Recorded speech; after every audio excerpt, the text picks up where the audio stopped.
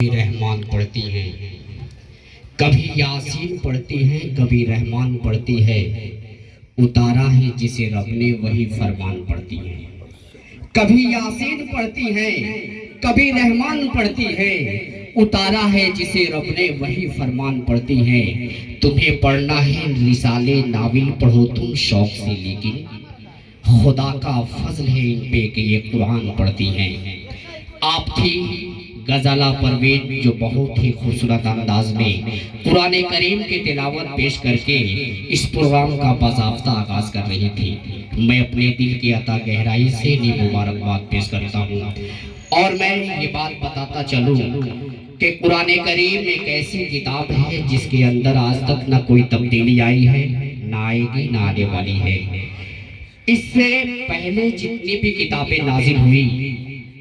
اس تمام کتابوں میں کچھ نہ کچھ تبدیلیاں آتی رہی،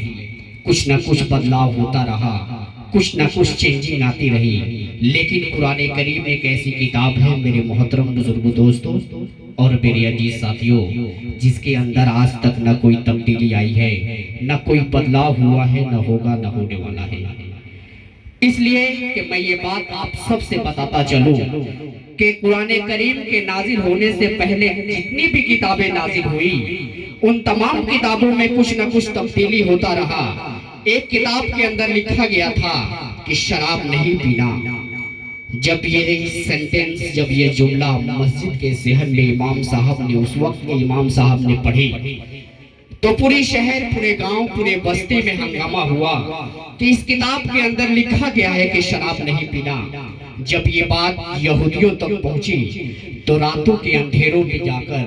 اس نے اس سینٹنس کے آخر میں، اس جملے کے آخر میں لکھا دین میں، اور پوری عوام کے سامنے یہ اعلان کیا کہ امام صاحب نے جس جملے کو پڑھا ہے، جس جملے کو انہوں نے اسٹڈی کیا ہے، اس جملے کو انہوں نے مکمل طور پہ اسٹڈی نہیں کیا۔ میں تمام لوگوں کے طرف سے ان سے گزارش کرتا ہوں، ریکویسٹ کرتا ہوں کہ وہ اس سینٹنس کو، اس جملے کو پھر سے پڑھے۔ حاضرین گرامی، جب اس سینٹنس، اس جملے کو پھر سے پڑھا گیا تو وہ سینٹنس، وہ جملہ اس طرح تبدیل ہوا کہ شراب نہیں پینا دین میں، اور پھر وہ لوگ رات میں شراب پینا شروع کر دیے۔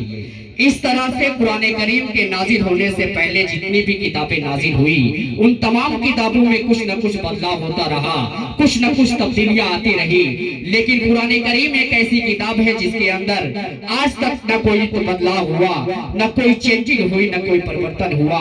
اس لیے کہ قرآن کریم کے نازل ہونے سے پہلے جتنی بھی کتابیں نازل ہوئی ان تمام کتابوں کی ذمہ داری اللہ رب العزت نے حضرت انسان کو دیا، اور قرآن کریم ایک ایسی کتاب ہے جس کی ذمہ داری اللہ رب العزت نے خود لیا ہے۔ اس لیے کہ ہے قول خدا، قول رسول، فرمان نہ بدلا جائے گا۔ قول خدا، قول رسول، فرمان نہ بدلا جائے گا، بدل جائے گا زمانہ پر قرآن نہ بدلا جائے گا۔ تو آئیے میرے محترم بزرگ دوستو، آج کے اس پروگرام کا آغاز قرآن کریم کے تلاوت سے ہو چکا، اب چلے دل کے صاف و صفاف آئینے میں اس ذات اقدس کا چہرہ انور دیکھے جس کی وجہ سے پوری کائنات کا وجود بخشا گیا۔ معراج کے سب جبرائیل کے حد پرواز سے بھی آگے جس کا مقام بنایا گیا، مسجد اقصی میں جسے تمام نبیوں کا امام بنایا گیا۔ اللہ رب العزت کے بعد اگر کوئی ایسی ہستی ہے جس کی تعریف و توصیف بیان کی جا سکے تو ہے مدنی تاجدار، غریبوں کے غم گسار، سید الابرار، عقائے نامودار، شہنشاہ ذی وقار، گلشن اولین کی فضل بہار، احمد مصطفیٰ، رسول مصطفیٰ، محمد مصطفیٰ صلی اللہ علیہ وسلم کی ذات ہے، جس کی ذکر کو اللہ رب العزت نے وہ بلندی عطا کی کہ زمین سے لے کر آسمان تک، پہاڑوں سے لے کر دریاؤں تک، خاک کے ذروں سے لے کر آفتاب کی کرنوں تک، کتاب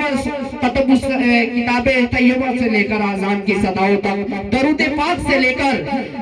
सलाम तक, नवाफिल से लेकर फराइज तक, हर शय में रब्बे कायनात ने इमाम कायनात के जिक्र को आया रखा। कुरान कहता है वरफ़अना लका ज़िक्रक, ऐ मेरे नबी, ऐ मेरे महबूब, क्या अल्लाह रब्बुल इज्जत ने आपके जिक्र को बुलंद न कर दिया। अगर हम सब ये देखने की कोशिश करें, समझने की कोशिश करें, तो नबी करीम मुस्तफा सल्लल्लाहु अलैहि वसल्लम का जिक्र हम सबको हर जगह मिलेगा। तो आइए बारगाहे आप सल्लल्लाहु अलैहि वसल्लम में नजराना अकीदत के गुलदस्ता पेश करने के लिए मैं एक ऐसे शायर इस्लाम के दहलीज पे कदम रखने जा रहा हूँ जो किसी तारुफ के मोहताज नहीं। अगर मैं उनका तारुफ आपसे कराऊं तो उनका तारुफ कराना और सूरज को दिया दिखाने के बराबर होगा। तो आइए तर्ज़ो तरन्नुम के बेताज बादशाह, मशहूर व मारूफ शायर इस्लाम हजरत मौलाना फक्र आलम साहब दामद बरकातहू, जो सरज़मीने